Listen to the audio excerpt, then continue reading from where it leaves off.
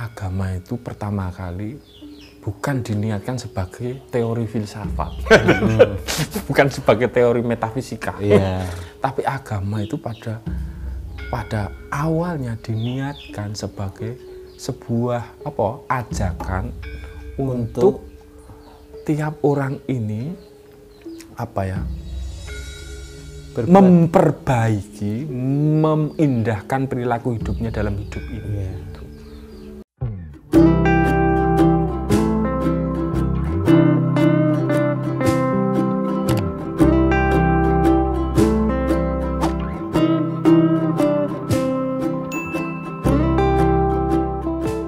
Assalamualaikum warahmatullahi wabarakatuh. Rekan-rekan sekalian, pagi ini saya silaturahmi ke rumahnya seorang penulis, kemudian juga seorang budayawan.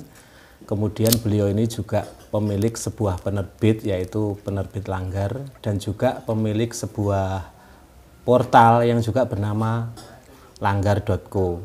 Nah, di sana itu banyak tulisan-tulisan dari penulis ternama ya, semacam Kiai Nurholik Ridwan, kemudian Mas Rauda Tanjung Banua, dan lain-lain. Pagi ini kita akan ngobrol-ngobrol dengan beliau. Beliau adalah Gus Irfan Afifi. Gus, apa kabar Gus? Baik, alhamdulillah ya. Baik. Gini Gus, saya ini kan sudah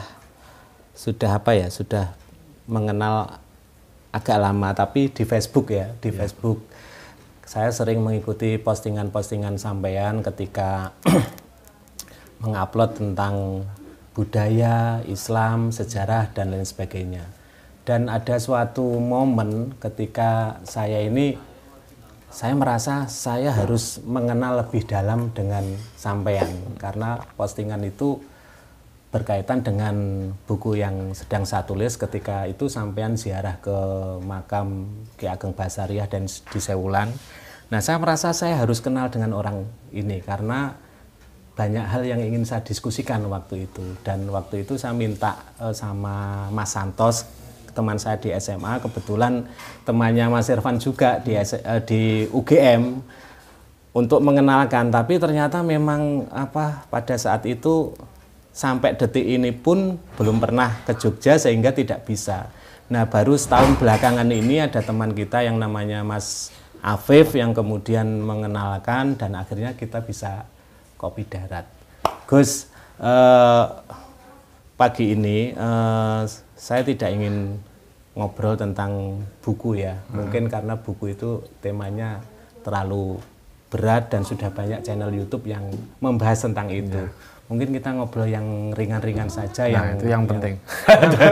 Biar karena lebih sesuai ya, lebih ini. Nah, mungkin banyak juga dari pembaca buku sampean ya, seperti saya salah satu pembaca buku sampean, karena buku sampean yang Islam, saya Islam dan Jawa, kemudian Jawa Islam di masa kolonial, kemudian suluk kebudayaan, itu kan banyak pembacanya. Dan tentunya mereka ingin lebih tahu tentang siapa sih sejatinya Gus Irfan Afifi ini. Gus, sebenarnya sampean itu aslinya dari mana? Saya tuh lahir di sebuah dusun. Iya. Dusun yang sangat udik. Sangat udik. Sangat pojokan. Pojokan. Mungkin di pojokan dunia mungkin. Di sebuah desa bernama Dusun Tempur Sari. Iya. Kecamatannya Mantingan. Terus masuknya Ngawi ya. Iya, Ngawi. Kita sedaerah loh nih. Kita sama-sama dari Ngawi. Mungkin di lereng, ya mungkin di mungkin Gunung Lawu itu ya. Gunung Lawu. Sama ada nanti anak-anak gunung namanya Gunung Lir-Liran itu. Iya. Saya di inilah di bawahnya itu. Nah, mungkin saya lahir di situ dan tumbuh besar sejak kanak-kanak sampai saya memutuskan kuliah ke Jogja itu. Mungkin jadi selama itu saya sebenarnya praktis tinggal di kampung gitu. Di kampung. Ya. Dan anak desa lah sebenarnya. Cah desa.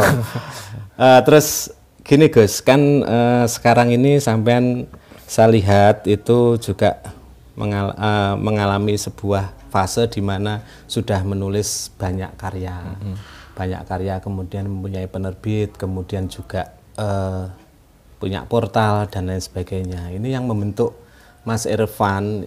Saya dengar-dengar ini kan masa kecilnya juga hidup di kampung, kemudian cerita-cerita mbah-mbahnya dulu pada saat di sana. Itu yang membentuk Mas Irfan Afifi sampai sekarang itu gimana? Kok sudah sampai sekarang mungkin didikan pengaruh orang tua, pesantren dan lain sebagainya?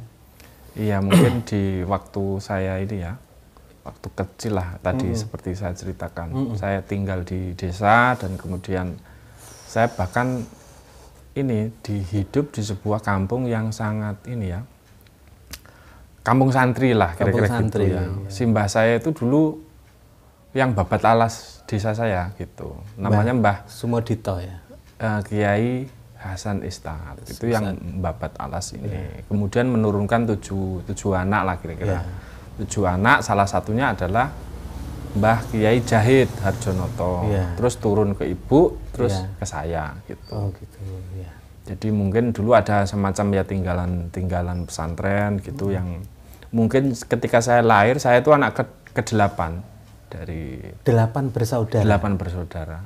Sehingga saya itu ragil lah. Ragil. Sakjane ya rada manja.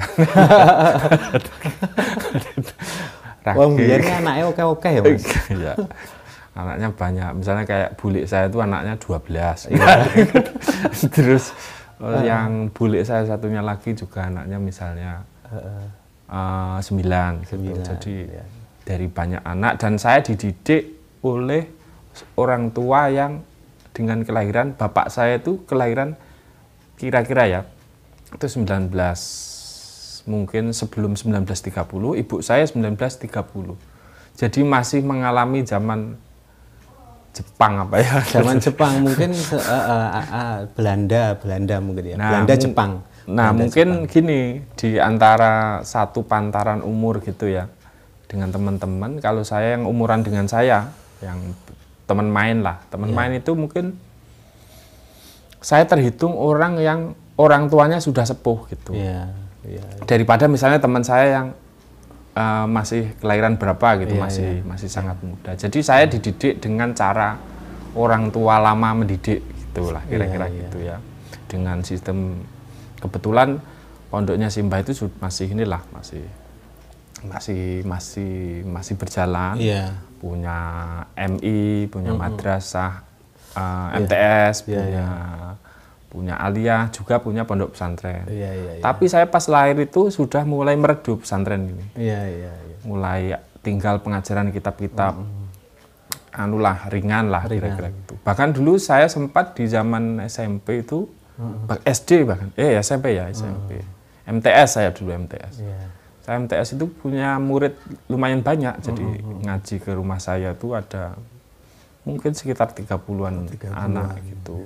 Kadang kalau yang sudah selesai ngaji Quran gitu, biasanya ngaji Safinatun Najah, ngaji Sulam Taufik dan lain sebagainya. Pokoknya kitab-kitab yang ringan. Nah, di dalam kultur itulah saya misalnya dari sejak ngaji, misalnya ngaji Quran gitu ya, itu saya tinggal di lingkungan saya tadi. Nah, baru nanti setelah saya menyelesaikan beberapa pendidikan dasar agama lah, saya juga ada diniyah sore. Jadi sekolah Arab. Misalnya saya di SD ya, kemudian nanti sorenya ada diniyah, malamnya ngaji Quran, kira-kira gitu. Nah, ketika ini seluruhnya selesai, pengajaran dasar gitu. Kemudian saya mondok, tapi mondoknya nggak jauh-jauh juga. Mondoknya itu di tetangga desa. Itu sebenarnya masih kerabat kami. Kerabat gitu. Juga, ya.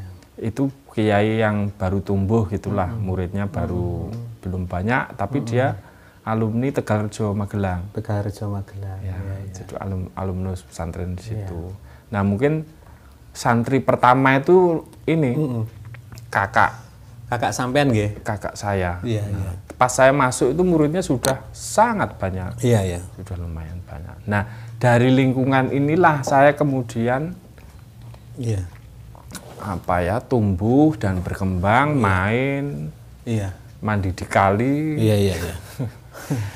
pergi ke hutan nyari sarang burung, Iya. terus nyolong tebu barang.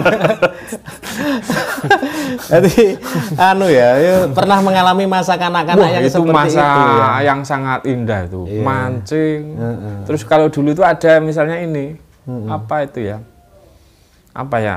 Ya itu mungkin nggak baik bagi lingkungan. Tapi ada orang yang ngobatin sungai itu loh. Nanti ikannya pada mutas. Mutas. Wah, senengnya minta ampun itu. Iya. Apalagi pas zaman dulu ada istilahnya peladu. Peladu itu apa ya? Jadi mungkin musim hujan pertama. Iya.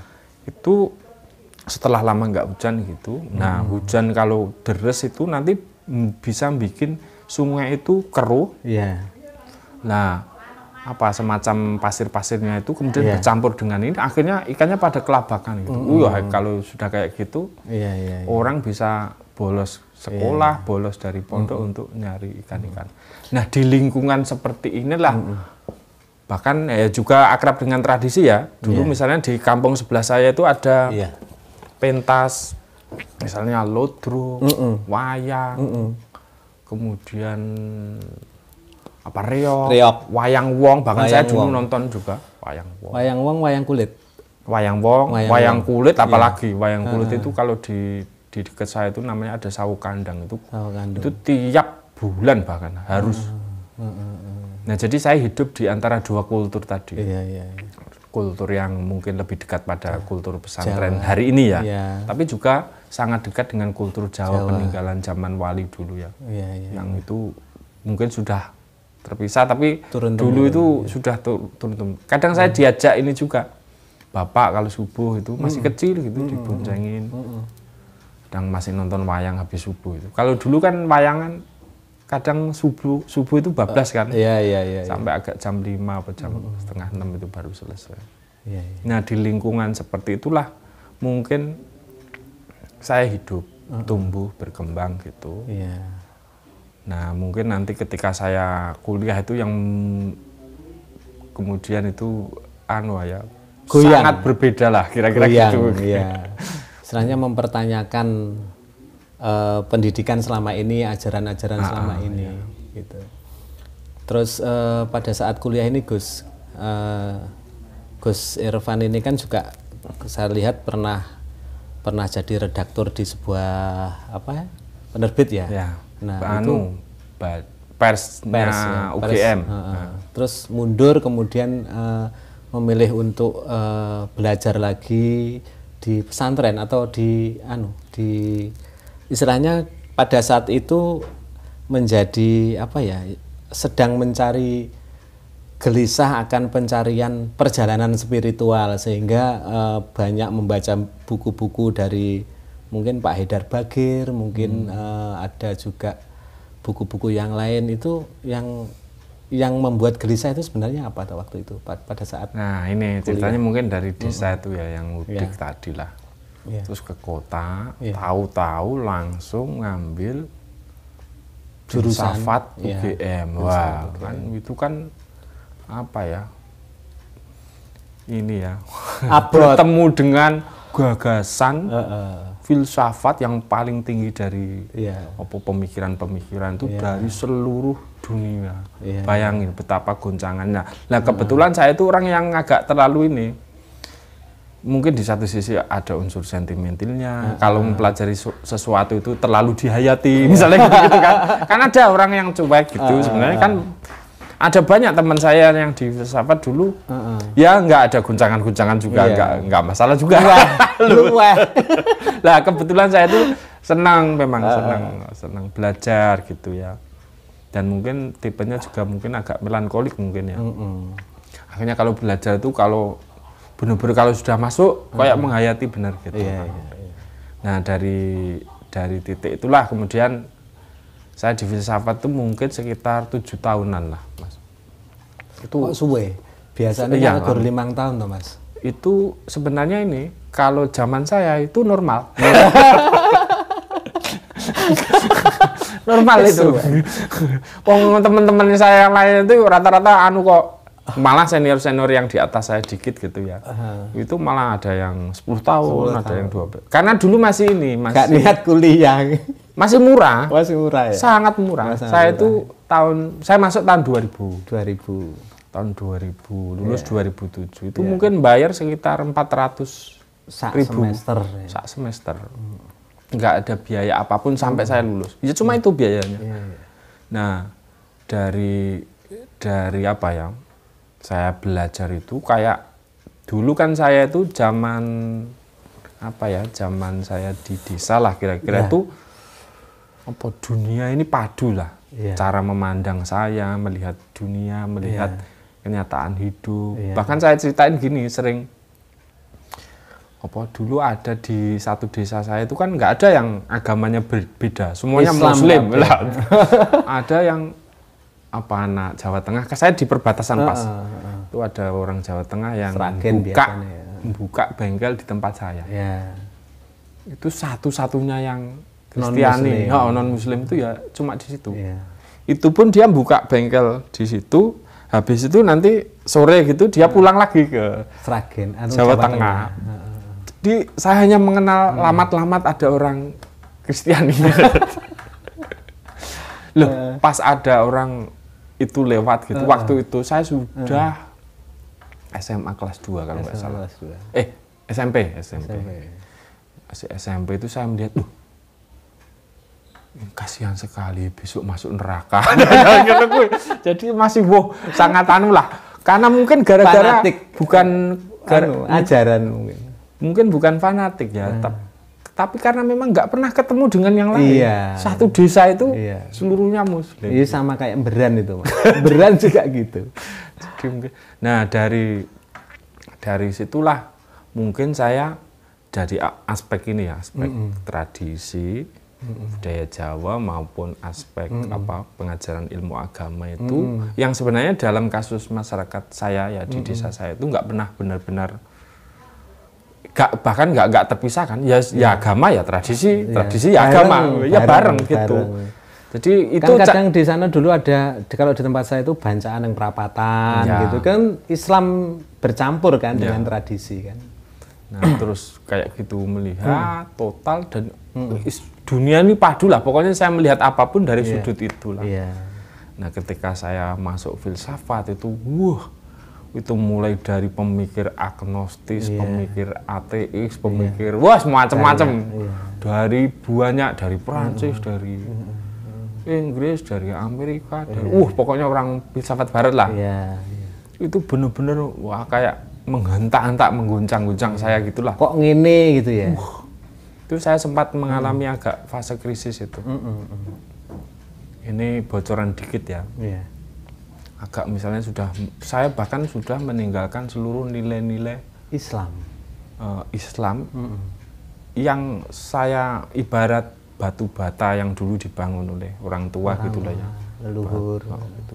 Saya rontokkan semua itu. Dan satu-satunya nilai yang mungkin masih menyelamatkan saya itu nilai ibu. Itu kalau misalnya kenapa saya nggak minum, kenapa saya nggak inilah yang dilarang oleh agama. Anak apalagi anak di lingkungan pesantren, itu benar-benar buruk sekali lah itu. Betul. Ada satu peristiwa yang menurut saya ini ya, itu mengguncang saya. Jadi gini, waktu kecil itu saya masih umur mungkin 1 SD lah, 1 7 tahunan ya. 7 tahunan itu kakak saya itu ada kakak saya nomor berapa itu.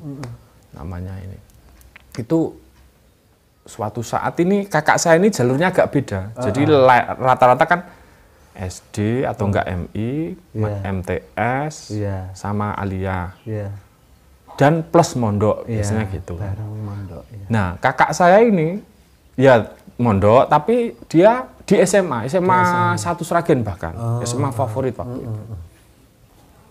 itu masih kecil itu dia pulang mabuk. Bayangkan di lingkungan pesantren kuat pulang Simbah saya itu kiai gedenya minta ampun. Pulang mabuk. Ya Allah. Terus gimana? Itu masih ingat saya subuh. Itu satu keluarga 8 anak itu dikumpulin.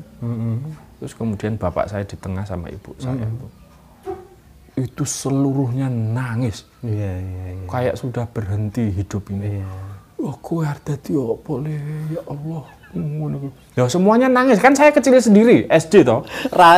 Berarti bingung. Bingung ini apa gitu kan. Ini nah dari peristiwa itu yang mungkin zaman saya kuliah itu saya masih memegang itu.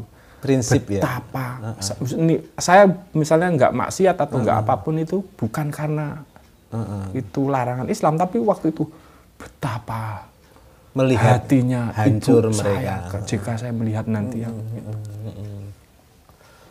itu dari situ mungkin ibu lah, kasih sayang ibu lah yang mungkin menyelamatkan saya. Makanya saya syukuri sampai hari ini. Dan apa ya, mungkin riadohnya ibu dulu itu ya Allah. Kadang-kadang saya itu ini merasa apa yang saya capai hari ini misalnya gitu ya. Itu wis anu lah nek kira radu ngono ibu ora iso gitu lah kira-kira gitu. Tidak ada peran orang tua terutama ibu nggak akan bisa menjadikan Mas Irfan di posisi sekarang. Iya, benar gitu. Karena ibu itu masih ingat saya tuh selalu saya kecil itu, jadi misalnya kayak gini, saya ceritain, misalnya saya pulang itu sudah mulai, saya bahkan dengan sangat sengaja meninggalkan seluruh anjuran agama. Itu pulang gitu, kalau bapak kan misalnya dari dulu pokoknya kalau pulang ke rumah gitu ya, pertanyaannya cuma satu, wes sholat turun. Orang ngomong-ngomongan wis, pokoknya sholat sih, langsung titik. Sholat sih, ngomong-ngomong nanti. Wis pokoknya aliran inilah, aliran syariat lah bapak saya tuh. Aku nggak pernah ini, kadang masih berani bohong sama orang tua misalnya. Loh, kamu di sana deket masjid enggak? Kalau bapak saya kan yang manggil saya Mas. Mas Irfan di sana deket masjid enggak? Nah, saya alasan misalnya, ya deket Pak, tapi sekarang yang di masjid itu rata-rata katoknya congklang itu loh Pak. Jadi saya malah apa kadang dia ngono ya. Nah, terus bapak saya bisa memaklumi. Padahal bapak saya itu nilainya pokoknya namanya sholat itu penting. Harus jamaah, bahkan rodok wajib nek ning keluargaku. Sholat kok ora jamaah dikentesi kuwi. Nah, itu sampai saya mau lulus itu ada satu pertanyaan ibu yang menurut saya menghentak begini. Tiba-tiba saya pulang itu, tiba-tiba ibu ngomong begini. Dia manggil saya Ivi kan, Afifi, Ivi. Bagi mbok dijogo sholatmu. Itu kayak saya ditelanjang itu. Ditelanjang. Berarti ibu wis ngerti. Keadaanku, waduh lah kalau sudah ibu tanya kayak gitu, auranya kan mungkin kelihatan ya waktu itu. Mungkin loh ya. Aku dari situ tuh saya langsung berbenah benar-benar. Makanya benar mungkin hanya ibu yang makanya terus ketika saya memutus, akhirnya dari titik itulah saya ini akhirnya berusaha ini kayak ada semacam tamparan dan kemudian juga berikutnya ada semacam panggilan hati untuk kembali kepada yang mencari yang hilang dari saya gitu. Prosesnya berapa lama Mas? Jadi mulai dari meninggalkan syariat dan itu sampai ini janjiannya gitu. Aib ini. Tapi kan sekarang enggak gitu kan. Proses itu kan perjalanan yang namanya intelektual rohani ya. Artinya kan memang kalau kita ini kan biasanya wis pokoknya dicekoki ngono wae. Kowe kudu salat, kowe kudu poso, terus kowe kudu zakat dan lain sebagainya. Itu sama seperti kasus di keluarga saya. Subuh-subuh itu kalau saya belum bangun, jam 6 belum bangun, itu sudah sapu yang lidi itu kan. Ibu, wah sudah, sholat dhisik, sholat. Nanti jam 12 juga gitu. 12 luhur, ditanya lagi, sudah sholat apa belum? Sampai itu kita tiap hari itu ribut, itu hanya masalah sholat. Ibu ki engko nek wis tak sholat wis to rasa dianu. Ya itu sampai kadang-kadang ya membekas banget. Nah, saya itu kan, tuh pasti ingat misalnya gitu. Iya. Awwaluma yuhasibu min fil yaumil qiyamah. Ngono kuwi sampai ning iki to. Sok ki ya, besok kalau di yaumul akhir itu apa yang ditanyai pertama? Salat. Ngono lah kuwi kan membekas banget. Ya Allah. Tapi saya benar-benar dari situ ya, akhirnya saya lulus 2007. Sempat agak berproses lama, saya masih terus-menerus, sebenarnya belum ada jawaban itu, terus gitu. Saya bahkan memutuskan untuk tidak. Jadi kalau teman-teman yang lain itu kalau lulus kan ya berangkat nyari kerja, datang job fair, mencari kerja gitu-gitu loh. Kan saya masih ngekos loh waktu itu. Itu saya malah tiap hari belajar, tambah ini. Tambah kenceng. Wong biasanya kalau ini malah lebih kenceng dari saya dulu pas kuliah. Pada saat kuliah. Itu tuh hampir bahkan bisa sampai pagi sampai malam itu. Belajar itu benar-benar hanya untuk mempertanyakan mencari fondasi atau pegangan yang kokoh bagi orang yang linglung seperti saya tadi. Itu benar-benar fasenya agak panjang Mas itu. Jadi mungkin ya dari sejak kuliah itu sampai mungkin agak stabil ya 2014 mungkin. 14 tahun ya. Panjang itu. Dan sampai sekarang saya pikir belum selesai loh ya. Kok kelihatannya selesai? Belum selesai. Belum selesai itu. Ya sekarang mungkin lebih stabil gitu ya. Tapi sebenarnya masih terus cara wong Jawa masih terus dalam sebuah perjalanan, dalam sebuah lelakon yang sampai hari ini mungkin belum benar-benar sempurna. Terus kayak gitu. Nah sampai situlah akhirnya saya lulus, akhirnya saya nikah 2010 saya malah lupa 2010 kalau nggak salah. Sempat pernah ke Jakarta beberapa tahun, setahun mungkin ya. Terus kerja di redaktur Melayu Online. Dulu saya di kuliah itu aktif. Jadi aktivis lembaga pers mahasiswa Pijar, lembaga pers Universitas Balerung. Kemudian sempat ikut aliansi. Saya dulu aktivis juga, Duwemu, gitu-gitulah, macam-macam lah. Bahkan saya pernah juga jadi sekjen keluarga Muslim Filsafat, gitu-gitu. Jadi saya aktif banyak di ini. Dan dulu katanya vokal juga ya. Maksudnya semuanya ditabrak. Dulu Mas, apa ya? Mungkin gara-gara kan biasanya kalau perasaan saya ya, kalau Islam di rumah itu Islam yang saya bayangkan ideal gitu, harmonis gitu-gitu. Nah ketika keluar gitu ke kampus kok lihat corak Islam yang berbeda. Itu mulai kelihatan loh Islam kok kayak gini. Islam kok keras gini, serem gini gitu. Nah itu akhirnya kayak jadi saya resisten gitu. Nah pas misalnya kayak saya ceritain ya, misalnya saya pas jadi sekjen keluarga Muslim itu. Misalnya teman-teman wanita itu bikin halakoh misalnya itu. Pertemuan tapi bareng sebenarnya rapat bareng kan. Itu bisa dikasih tirai. Tirai itu loh. Aku datang terlambat loh, langsung tak tarik tirai tak. Ngopo iki? Apa iki? Terus pokoknya kadang saya malu inget itu. Pokoknya ganas saya juga. Habis itu sampai saya debat, saya anak pesantren toh. Mesti kalah tau deh. Sampai nangis dia. Tapi mungkin itu fase-fase muda ya yang terlalu keras. Ya kadang ekstrim juga keras. Jadi kekerasan dilawan kekerasan. Karena saya merasa inilah. Nah dari fase itulah kemudian pernah tadi kerja di redaktur dulu redaktur Melayu media online lah ya. Terus kemudian di Jakarta pernah setahun mungkin lebih. Akhirnya balik sini itu saya kerja itu seluruhnya bukan karena uang. Jadi hanya misalnya gini, saya kan tiap hari belajar misalnya. Itu misalnya sampai ada teman saya yang datang. Datang gitu terus, "Kowe gak kerja, Lek? Kamu gak kerja?" Nah, untuk apa kerja? Kan mikirku. Untuk apa kerja? Enggak, bos gini, biar kamu bisa makan deh. Oh iya. Aku ternyata kan waktu itu sudah diputus ini ya, uang dari rumah macam-macam semuanya. Iya. Bener-bener. Ternyata ya butuh makan. Gitu. Ternyata ya butuh makan. Akhirnya sampai temanku itu gini aja, saya pinjam ijazahmu. Sing daftar kita aku.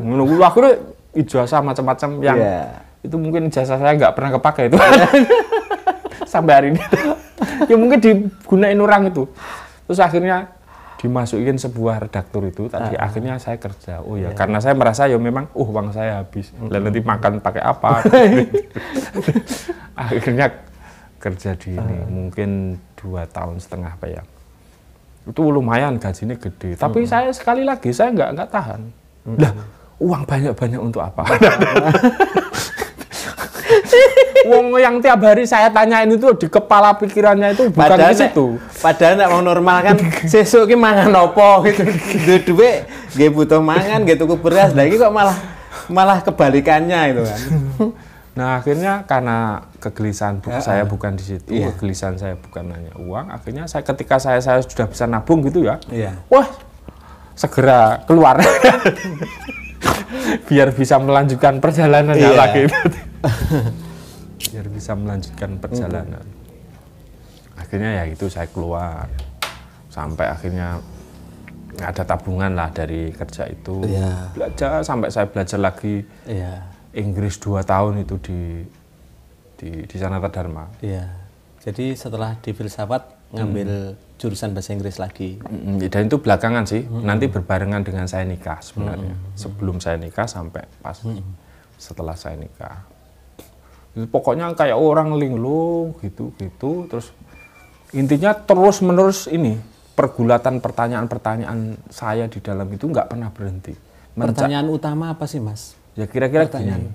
Jadi setelah diubrak-abrik di filsafat seluruh pikiran saya ini kan butuh cara pandang baru melihat dunia yang koheren, yang cocok, yang pas dengan saya itu. Nah itu nggak ketemu cara memandang dunia itu. Akhirnya nikah. Ketika nikah itu saya ajak istri saya itu mondok lagi. Bayangin wis umur piro kuwi. Mungkin wis umur selawinan ya. 25. Enggak, 29-an lah. 29-an. Saya nikah agak telat. Itu akhirnya ini saya ngekos di sebuah di Patok Negoro Melangi. Sampai biar misalnya paginya habis subuh saya bisa ngaji ihya misalnya lagi, terus kemudian malamnya saya bisa ngaji hikam lagi tiap hari. Dan nggak pernah kerja ya itu. Parah gitu. Nah, terus kehidupan ekonomi piye? Nah itu saya kadang gara-gara apa ya belas kasih teman-teman ya, karena saya sudah berkeluarga itu kadang-kadang ada datang ini ya, misalnya teman saya, Van ini ada editan. Saya dulu editor ya. Dan lumayan lah, maksudnya lumayan dikenal. Cuma kan ya nggak seberapa sih hasilnya. Cuma tapi bisa bisa makan lah kira-kira gitu. Nah istri saya baru lulus S2 filsafat. Dua-duanya nggak kerja. Lah apa? mertua saya itu kayak bisa nangis. Lah iki loro-lorone ra ngerti gawe. Lah dalah gini kok. Duh. Ya Allah. Kok ya anakku kuliah tinggi-tinggi sampai S2 sekarang dinikahi oleh orang bernama Irfan Afifi. Pengangguran. Betapa sia-sianya saya menyekolahkan. Nangis itu. Iya. Aku pernah ketemu sampai saya itu sempat agak sujud di hadapan mertua saya itu. Ngapunten dereng saged bisa membahagiakan anak ibu gitu-gitulah. Ya intinya ya kayak gitulah. Jangan ditil-til nanti malah repot. Saya malu nanti.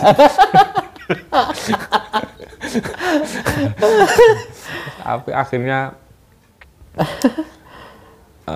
saya kuliah lagi sambil menerima tadi editannya nggak seberapa tadi. Kadang juga masih dibantu kakak. Banyak penerbit ya Mas yang edit dulu termasuk Elgis mungkin atau penerbit? Dulu ki zaman waktu itu ya Insis. Kadang ada penerbit, bukan penerbit tapi misalnya project-project LSM gitu yang sering suruh ngedit. Buku project ya. Ya buku project gitu. Tapi nah itu selain itu saya tiap hari ya cuma baca buku, dan itu kadang bahkan subversif loh. Maksudnya subversif gini, apa ya, kan saya hidup di Melangi ya, ya semuanya kan berangkat kerja ya. Nah saya kalau pagi itu kerjaannya cuma baca buku. Satu nganterin istri ke pasar. Habis itu pulang, habis itu saya baca buku. Sampai nanti siang di depan rumah. Lah ini kan bisa mengganggu apa? Kosmos. Iklim, keteraturan lingkungan. Lah iki wong padha nyambut gawe malah maca buku. Duwite kok ngendi? Mengganggu kosmos. Iya. Jenengan ngastonipun teng pundi? Lah kula niku mboten ngastok. Bingung iki. Jadi akhirnya lama-lama saya tahu. Taunya gini, ketika saya misalnya nganterin istri ke pasar gitu ya. Itu kan ternyata istri saya itu sering ditanyain. Garwane ngastone teng pundi? Oh, ternyata itu sindiran. Suaminya Asine arep ngomong suami selo-selomen. Kok selo-selomen nganterin ke pasar. Wong lainnya itu ya berangkat sendiri. Iya. Ini mesti nganggur ini. Nganggur ini. Kok enak wong kayak gini. Kok ya ada sejenis makhluk kayak gitu. Nah, kira-kira gitu sampai akhirnya istri saya keterima jadi dosen di Universitas Brawijaya itu. Ngajar filsafat juga ya? Dia ngajar filsafat Pancasila. Nah itu mulai saya masih belum stabil itu waktu itu. Sampai misalnya istri saya sempat gini ngomong, loh gimana ya mau tak terima nggak kira-kira kalau di Malang? Gini aja Bun, kamu dicoba aja dulu. Nanti kalau nggak betah ya tinggal keluar kan gitu. Kita nganggur bareng gitu. Tinggal keluar kita nganggur bareng gitu. Akhirnya dicoba setahun, ternyata dia cocok. Senang gitu. Makanya kita waktu itu ya sudah PNS jauh-jauh, ya Mas? Ya, sudah jauh-jauhan nah gitu ya. Terus akhirnya kadang saya di Malang gitu, kadang saya di sini masih di Jogja lah ya. Nah dari situ saya kemudian menemukan dari saya sempat bahkan ya laku dalam pengertian orang Jawa ya. Misalnya begini, saya itu di waktu di pesantren itu misalnya hampir tiap malam bangun itu selama 2 tahun. Iya. 2 tahun sholat malam itu tiap hari. Dan akhirnya saya tinggalkan. Apa rano jawabannya? Enggak ada jawabannya, tak tinggalan. Saking putus asanya. Apa? Mana Tuhan ini? Mana Tuhan? Saya sudah jengkang-jengking rano manfaatnya kan gitu kan. Seolah-olah begitu. Nah ternyata saya baru tahu, nanti saya sedang diperjalankan. Saya tuh mulai bergabung dengan komunitas-komunitas seni tradisional ya. Ada teman saya di ISI itu di dekat Tembi itu, saya setiap malam ke situ. Waktu istri sudah di Malang, di situ belajar lagi nembang, belajar lagi, kadang diajari sidik-sidik, pokoknya gende. Gitu. Sampai mulai mengakrabi wayang lagi dan lain sebagainya. Nah dari saya ngaji di Melangi tadi itu kemudian mulai ada bersitan pemikiran gitulah, pencerahan. Bahwa semacam pencerahan gitu, bahwa agama itu pertama kali bukan diniatkan sebagai teori filsafat, bukan sebagai teori metafisika, tapi agama itu pada awalnya diniatkan sebagai sebuah ajakan untuk tiap orang ini memperbaiki, memindahkan perilaku hidupnya dalam hidup ini. Jadi yang penting kuwi nyebur sik. Oh rasa kakan, wah teorian lah mungkin gara-gara saya filsafat ya. Iya. Tanya saya yang gede-gede. Misalnya pertanyaan-pertanyaan yang muncul kan besar-besar. Nah, kalau nanti kamu mau menerjunkan diri, misalnya mulai mengindahkan diri, mulai memperbaiki diri dan lain sebagainya, nanti akan muncul ilmu-ilmu baru yang kemudian akan menuntunmu gitu. Pelan-pelan, setahap demi setahap gitu. Iya. Nah, itu satu. Kedua, itu visi ini ya agama. Kedua, saya mulai harus mengenali diri saya sendiri. Saya tuh siapa sebenarnya? Kan di Sufisme kan gitu toh, tasawuf gitu. Man arafa nafsahu gitu. Faqad arafa rabbahu. Nah, itulah saya mulai merasa, oh iya aku bisa apa janjane aku. Nah, saya ini siapa? Saya ini ternyata saya mulai dari yang paling dekat. Saya ini wong Jawa, terus ya muslim gitu loh. Terlahir sebagai muslim, ya. Nah, dari situ saya mulai menjawab kejawaan saya. Opo sih jane Jawa kuwi? Wah, tak kewajar ngono kuwi lho. Begitu juga kemusliman saya. Nah, saya akhirnya menyesap. Awalnya gini, Mas Muris. Jadi saya tuh ini tiap pagi itu, mungkin selama 2 tahun atau 3 tahun itu, tiap pagi itu download buku-buku luar negeri tentang penelitian antropologi Jawa, sejarah Jawa, macam karangan para orientalis itu. Itu mungkin di hard disk saya itu bisa berapa giga itu isinya buku tok itu. Terus tambahan mungkin ada filsafat Islamnya, ada sufismenya gitu-gitu. Plus beberapa yang ngaji di pesantren itu kemudian juga membaca kitab-kitab itu. Nah, dari pergulatan itu saya merasa, ini orang bule ini nggak paham Jawa ini. Aku gitu. Suatu saat ya ketemu misalnya salah satu serat yang diterjemahkan oleh Zoetmulder itu. Ini kan istilah pesantren. Kok diterjemahin gini? Berbeda ya, maknanya berbeda. Wah, ini Zoetmulder kita tahu dia adalah otoritas, mungkin di zamannya otoritas tertinggi tentang Jawa ya. Saya terus merasa, kalau kayak gini saya mau membaca sumbernya langsung gitu. Makanya saya koleksi naskah Sulu, serat, babat, wirid gitu. Tak kejar kemana pun. Yang asli dari Jawanya. Jadi biar saya akhirnya belajar bahasa Jawa lagi. Tuku kamu, suwakeh, ngono kuwi sinau meneh lah. Sekolah anyar awal kae. Wis ora ngurus dhuwit, Pak. Wis ora ngurus dhuwit.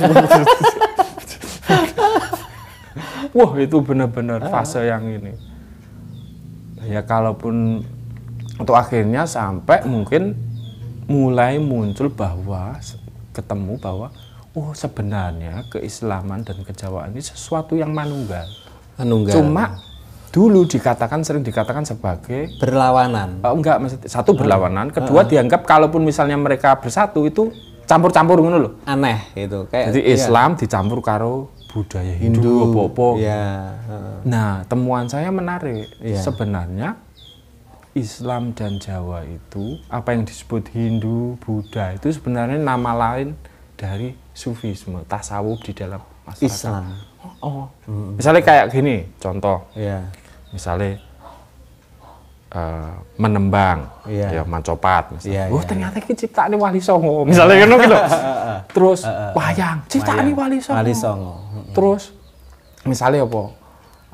Ruwah, megengan, brukahan, mertibu. Itu kan istilahnya dari Arab semua kan? Enggak, bukan. Jadi para sufi kita itu dari beberapa dari bahasa Arab. Para sufi itu kemudian meng-create ajaran kearifan Islam. Itu kemudian tanpa menghilangi budaya-budaya sebelumnya. Tapi di-create dalam struktur pandang dunia Islam gitu. Tasawuf. Sehingga dia menjadi sudah Islam, kira-kira gitulah. Dikemas lagi, dikreat lagi supaya menjadi lebih Islam. Bahkan dalam beberapa hal dia menciptakan baru misalnya gitu. Misalnya kayak zamannya Majapahit itu misalnya ada sastra namanya Kidung. Ada Kakawin, ada sastra Adiparwa. Lah kalau di zaman Wali kesini itu sudah serat, suluk, babat. Nah itu yang diwarisi oleh orang Jawa. Kita nggak mewarisi Kakawin misalnya gitu loh. Sudah hilang itulah. Itu ditemukan di Bali, di Lombok gitu. Tapi di sini malah sudah nggak di ini. Sudah enggak. Nah terus misalnya gini, ya dulu misalnya ada Bratayuda, kakawin Bratayuda misalnya gitu ya.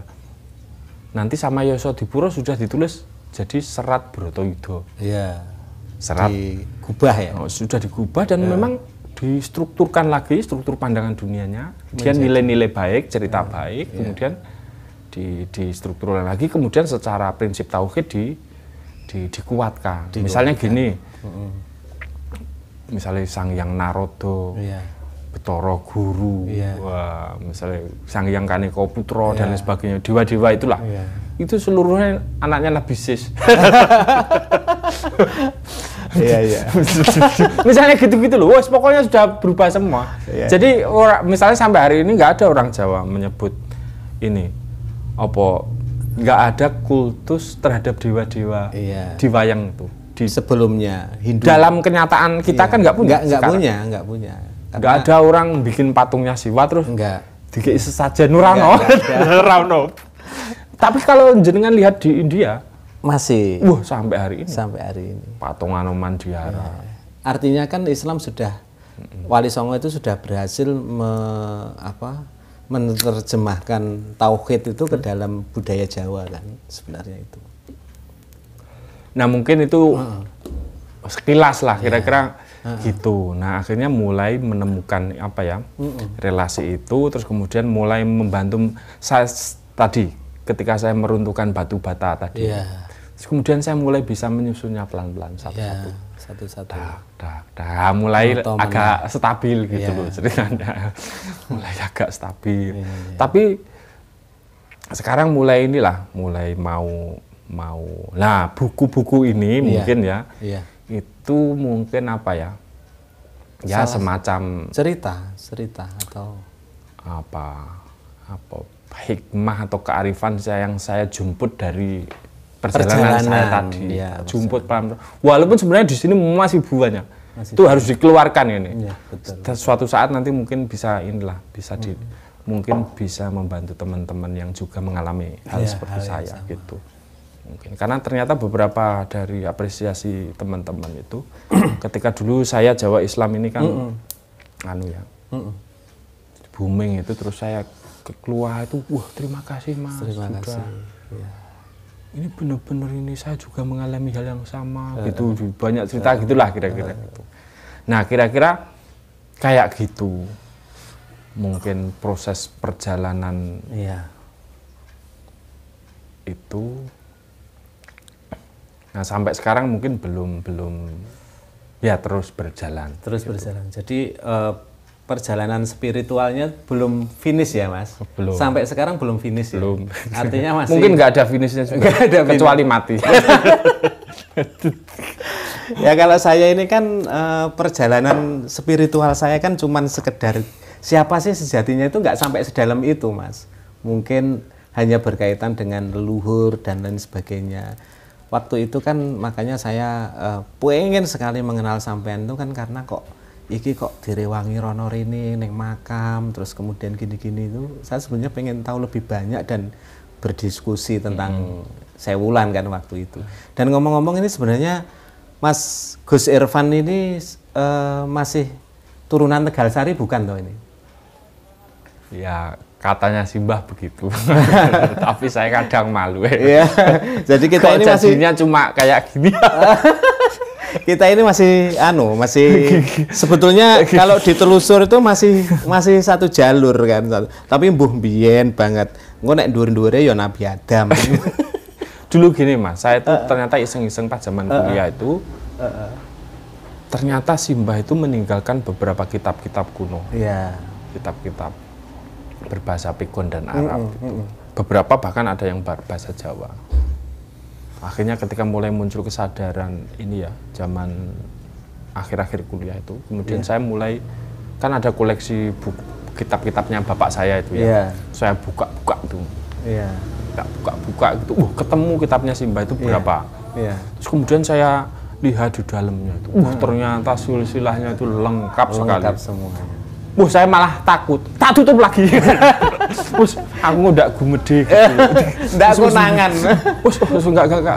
Kita tak tutup dan sampai hari ini mungkin saya belum buka lagi. Malah belum buka. Belum buka lagi. Mungkin nanti ada saatnya lah. Iya. Ketika saya pengen nyari misalnya amalan apa ya? Saya itu pengen di Langgar ini di ini juga ada amalan ruhaninya. Iya. Untuk melambari perjalanan lah katakan. Baik perjalanan diri sebagai ini ya, maupun perjalanan manifestasi apa yang saya kerjakan. Misalnya saya bikin langgar, saya bikin menulis, saya bikin penerbitan dan lain sebagainya itu sebagai tadi. Nah, saya itu kayak ini. Kayak saya punya kayak semacam apa ya, istilah yang mungkin saya pinjam dari namanya Sunan Bonang. Sunan Bonang itu katanya di primbonnya Prof. Adnan itu bagiannya itu adalah sesuluk ilmi. Suluk perjalanan ilmu. Tapi ilmu. Nah, gitu. Nah, saya tuh terus kemudian kayak menginternalisasi saya sendiri. Jangan-jangan saya memang di sini. Iya. Kalau suluknya teman-teman mungkin ada Tiraka. jenisnya macam-macam lah ya. Tapi saya Torikot. kemudian merasa, oh iya, sepertinya saya seperti ini, sudahlah. Saya ingin menyebar apa yang saya bisa, yang saya kuasai. Tentu saya inilah ya. Aslinya ini ya ora patek pinter-pinter banget. Ya biasa baik. Begitu. Kebetulan dikasih anugerah berproses gitu, terus akhirnya melahirkan karya-karya itu, dan kemudian mungkin juga sedikit bisa berbagi dengan teman-teman. Bukunya sendiri sudah berapa sih Mas? Buku sampean? Mungkin 6 atau 5 itu. Tulisan sendiri ya? Itu Ya, 6. Luar biasa itu. Karena kan tapi beberapa wis do tak nek ditekoni wong enggak ini. Nggak Enggak tak cetak jawab ulang. karena yang lama toh. berarti wagu mungkin. Enggak, bukan wagu, Bukan wagu. tapi misalnya kayak saya pernah nulis tentang filsafat agraria. Dulu saya pernah kan dulu saya itu ya nih ya sempat terlibat kiri di kampus gitu. Aktivis kiri juga. Aktivis kiri, Marxisme macam-macam menguasai saya. Jadi biyen ki yo sempat memberontak terkait misalnya struktur apa ya, okupasi lahan dan lain sebagainya. Sempat diajak dulu Mas Nasih Lutfi yang di agraria itu pernah ngajak penelitian saya di beberapa bulan gitu. Bukunya itu Reforma Agraria ya, bukunya beliau. Nah, Saya itu juga pernah kayak ketemu. gitu. Nah, kayak gitu kadang-kadang sekarang aku sudah nggak pede lagi nunjukin gitu. Walaupun sebenarnya isinya bagus. Iya. Untuk tema itu ya misalnya gitu. Tapi saya merasa kok wis ora cocok karo aku gitu. Karena proses perubahan tadi dulu agak kiri, sekarang mungkin masih menuju ke kanan. Gitu. Kalau bisa jangan ke kanan. Ke kanan. Di Ya? tengah-tengah aja. Di tengah moderat. Enggak, soalnya gini, kalau orang Jawa itu begini, bahkan menurut saya ya, Iya. pada puncaknya hidup itu sebenarnya, kalau titik puncaknya orang Jawa itu harus sudah bisa ngelegeno. Ngelegeno itu apa? Jadi kalau huruf Honocoroko itu sudah nggak ada sandangannya. Iya. Alias wis sak madya. Sak madya wae. Kancane ngono kae aku ngene. Ngene. Gak usah ojo bedone ekstrim, jangan terlalu. Iya. Liyane dodolan kene dodolan. Manut umume. Nggak nganeh-nganehi. Biasa. Itu capaian, bahkan kalau dalam orang Jawa itu capaian ruhani. Iya. Keren itu. Karena nanti kalau melangit, nanti lupa motif-motif pamrih diri. Iya. Gitu. Iya. Makanya kadang-kadang saya itu kalau sudah mulai agak melangit gitu, tak rendahin, tak geret ke bumi lagi. Iya. Oh, ternyata masih senang Iya. uang merah-merah itu ya. Oh, ternyata masih senang. Oh gitu. Jadi kayak biar seimbang gitu. Karena bagaimanapun kita itu hidup di dunia. Iya, harus butuh hidup juga, butuh makan gitu. Ini saya masih punya jasad, Iya. artinya masih lapar, Iya. masih haus. Saya pengen ngopi, Gitu. pengen nutut kan. Iya, gitu. Jadi mungkin pelajaran dari Sakmadyo itu kemudian yang menjadi pandu saya hari ini. Sambil terus-menerus ini, ya tadi ternyata ketika kita menjalani jadi jangan berusaha menjangkau metafisika atau teori filsafat yang diajarkan Islam, tapi berusaha menjalankan apa yang apa ya di nilai-nilai Islam itu sehari-hari. Wis pokoknya sak mampune, iya. ketika nanti kamu tulus ikhlas nanti ditingkatkan perjalanannya. Sementing dilakoni dhisik. Ilmunya naik gitu. Kira-kira gitulah. Iya. Nah, sampai akhirnya saya tiba di sini membangun langgar. Hampir mungkin tiap hari saya kerjaannya cuma ini, Mas. Iya. Nulis, Iya. nerima tamu, Iya. ngopi. Sudah gitu aja. Mas, Langgar ini sudah berapa tahun loh? Sebagai penerbit atau Langgar kemarin awalnya itu, saya nggak diundang ya. Rekan-rekan semua ini kemarin itu 3 tahun Langgar itu saya agak kecewa. Saya itu sering sowan sini loh, tiba-tiba kok ada acara ulang tahun Langgar. Lah aku kok ora diundang ya aku kan. Itu sudah 3 tahun ya, Mas? Ini sudah 3 tahun. Jadi Langgar itu awalnya ini. Langgar itu media. Media kebudayaan sebenarnya, media kebudayaan. Yang saya niatkan satu awalnya dulu saya niatkan sebagai ini. Aku dulu saya sering jadi penulis inilah di Mojo, di banyak media lah gitu ya. Bahkan pernah ngisi kolom itu, jadi kolumnis lah di Mojo. Misalnya Ramadan kadang sebulan full ngisi nulis gitu ya. Tapi lama-lama saya tuh merasa punya style menulis sendiri. Yang kalau saya sesuaikan ke media-media lain, jadi saya nggak kayak terasing dengan nggak terasing dengan tulisan saya. Daripada kayak gini mending tak bikin media sendiri, bisa tak tulis-tulisi sendiri. Karena kan kalau di media kan tulisan kita maunya nggak begitu, tapi dipaksa untuk tema ini ya kan gitu kan. Lah masalahnya adalah ini banyak sekali kebetulan. Makanya kalau ada orang yang ngomong, keren Irfan ini, popo konsepnya apa, dikerjakan secara rapi dan kemudian sukses kabeh ini dari sudut saya kebetulan. Jadi aku kejanjane ora hebat, tapi kebetulan. Misalnya gini, pas Langgar naik itu, saya lonceng itu tiba-tiba misalnya ada teman, saya dikenalkan sama Pak Peter Carey dulu ya, terus di Ponorogo ya. Ya. Babat. Akhirnya dia juga ikut menyumbang tulisan di Langgar. Tiba-tiba ada seniman besar dari Jakarta itu, seniman senior itu. Misalnya di awal-awal Langgar berdiri langsung ngirim gitu. Wah, akhirnya ketika penulis-penulis besar ini di awal ini sudah ada di Langgar pertama, langsung menarik penulis-penulis yang sampai hari ini nggak pernah stop loh. Saya sampai hari ini bahkan belum bisa mengapresiasi penulis. Paling hanya kadang bisa ngasih buku, ngasih apa. Tapi selama 3 tahun ini nggak pernah putus orang mengirim tulisan ke Langgar. Dan masalahnya mereka penulis-penulis yang sudah jadi baik-baik. Nah kan berarti kan dudu usahaku jajan. Mereka. Kok yang delalah gitu penak gitu, lancar kebetulan. Ya mau kebetulan gitu Mas. Ya kadang makanya saya tuh kadang izin ya. Pokoknya isinnya iki urip iki janjane ya. Itu pokoknya matur nuwun gitu. Harusnya cuma gitu. Bahkan dalam refleksi saya terakhir itu, sikap pertama yang harus dilakukan makhluk kepada Tuhannya itu apa? Terima kasih. Kowe iki sadurunge ra ono. Sekarang kowe wis ono. Matur nuwun. Lah nek ada orang kok yang sambat. Lah berarti belum menghayati ini gitu loh. Maksudnya sebelum yang lain-lain, sebelum kamu sholat, sebelum kamu apapun, syukur sikap dulu. pertama itu matur nuwun.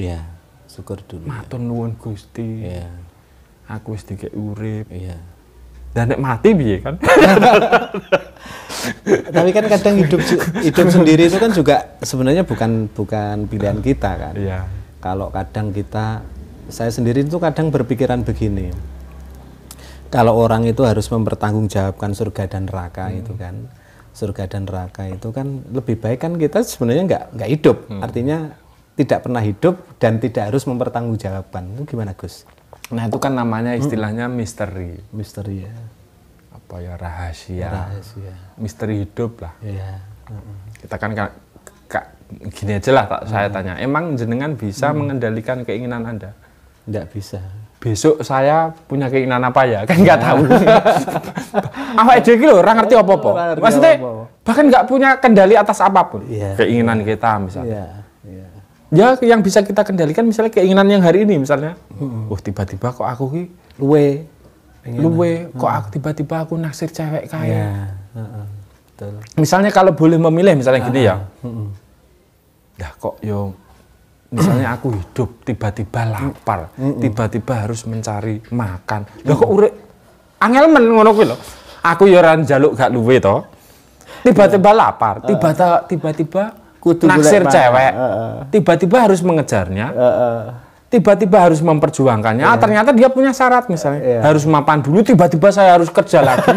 Jadi koyo diarahne dipaksa. Ini kok tiba-tiba semua gitu loh.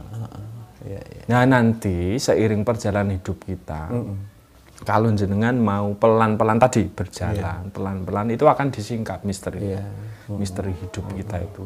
Janjane awake dhewe kon ngopo to? Tapi ya itu tepat nek soalnya gini, kalau saya jawab nanti secara rasional, gak penjelasannya gak nyambung, enggak.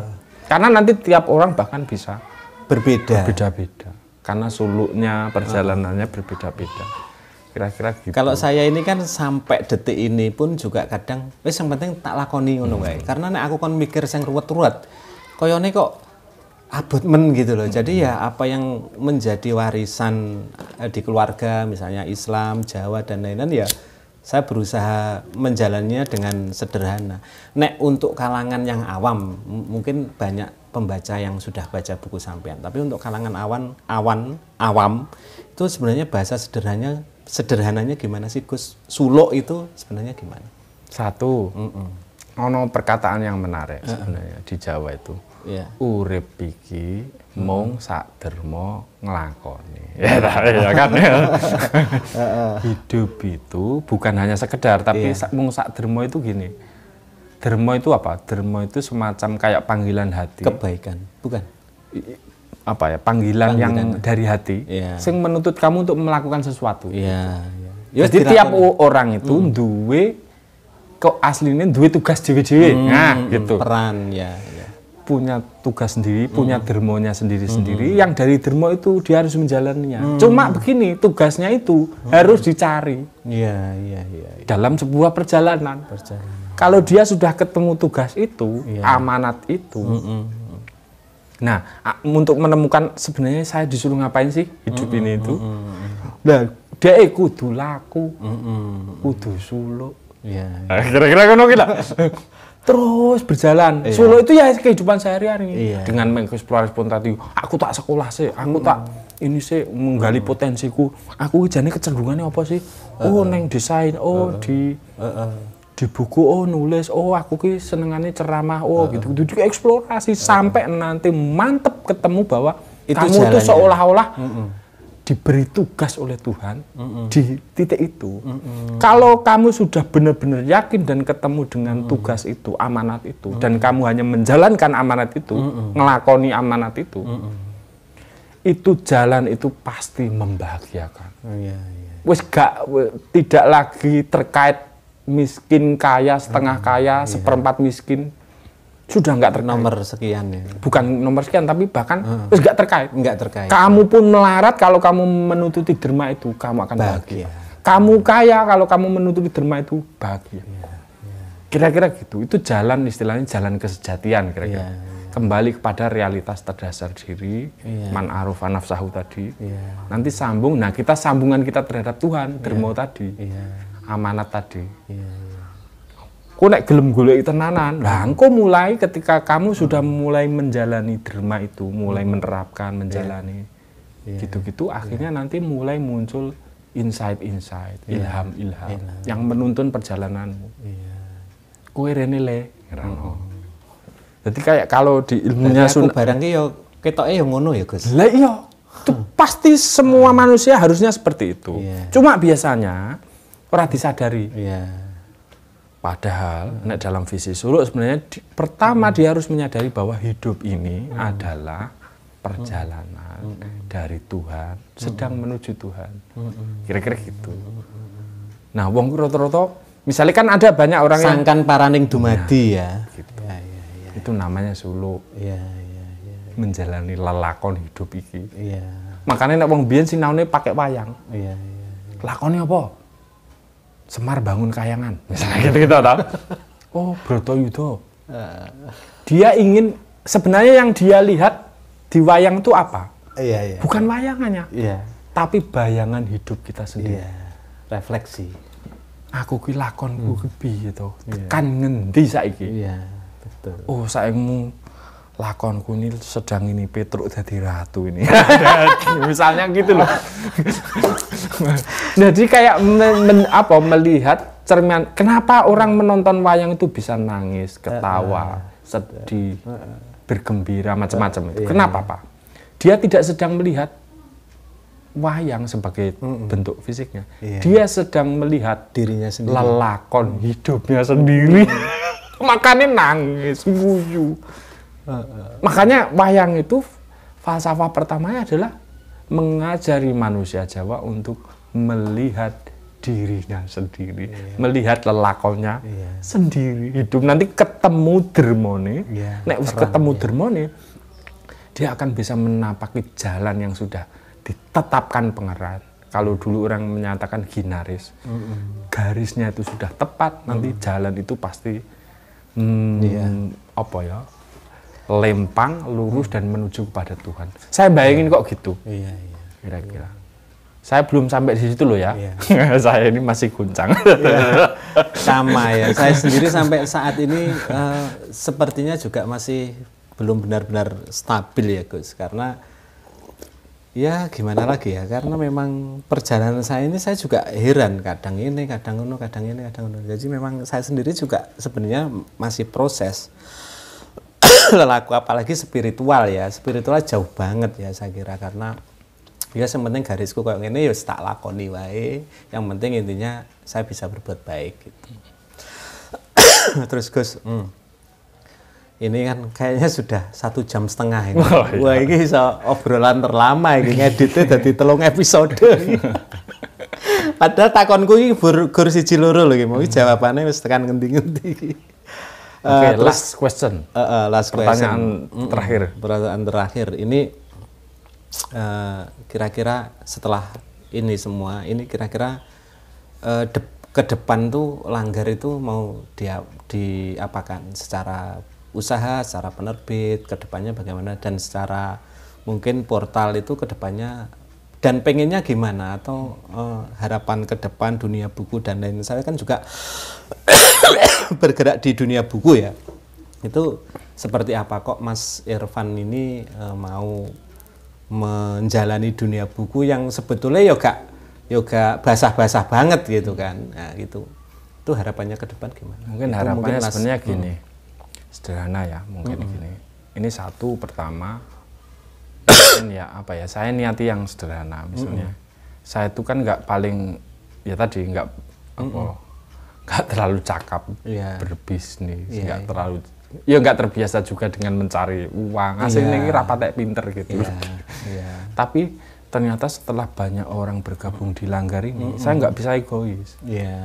Saya tuh pengennya pokoknya nulis, mikir gitu. Nggak pengen bisnis ngapain juga. Cuma terus kemudian saya merasa, saya egois tuh, ada banyak orang yang menggantungkannya datang ke sini. Mereka ya butuh hidup, butuh nikah dan lain sebagainya. Makanya kemudian saya niati sudah ini bisnis yang bisa menjadi sumber penghidupan bagi teman-teman yang sudah rela ke sini gitu. Makanya sebenarnya pengalaman saya yang lama terkait bisnis itu memang sebenarnya buruk semua ya. Maksudnya saya nggak pernah merasa berhasil gitu dalam bisnis. Tapi sekarang ada motivasi baru sekarang itu. Iya sudah ini ini pokoknya ikhtiar saya untuk satu, mungkin di level penerbitan ya, mungkin sebagai bisnis, agar itu bisa menjadi tumpuan hidup bagi teman-teman yang bergabung di sini. Kedua, secara saya sendiri, makanya sekarang seluruhnya sekarang sudah saya pasrahkan Mas Tulis. Langgar itu sudah ada redakturnya, buku Langgar itu sudah dikelola, ada direkturnya dan lain sebagainya. Saya sendiri sebenarnya sudah nggak terlalu ikut campur, ya mau kadang-kadang saja. Itu satu. Nah, kedua dari sisi saya secara visi, Langgar itu hanya menjawab tadi, suluk tadi, menjawab suluk dan amanat-amanat yang saya tangkap dari inilah, sesuai tangkapan saya. Ya sudah, ini amanat yang harus saya sambut, saya kerjakan, gitu. Nanti setelah saya kerjakan, misalnya nanti di depan lagi ada amanat lagi, saya kerjakan. Itu saja sudah. Ya memang semuanya proses suluk tadi. Balik lagi ke suluk tadi, perjalanan tadi. Memang hidup itu adalah perjalanan. Oke, ini obrolan yang ya karena kalau saya tuh biasa kesini kadang 2 jam, 3 jam gitu dengerin beliau ceramah itu nggak selesai. Ya makanya harus diselesaikan karena aku nek ngono ngedit video kakean gitu. Tapi obrolan kita hari ini adalah saya kira daging semua ya. Terima kasih ya Gus ya. Ini pencerahannya bagi kita semua. Terima kasih. Mudah-mudahan obrolan kita hari ini membawa manfaat bagi rekan-rekan semua. Terima kasih. Assalamualaikum warahmatullahi wabarakatuh.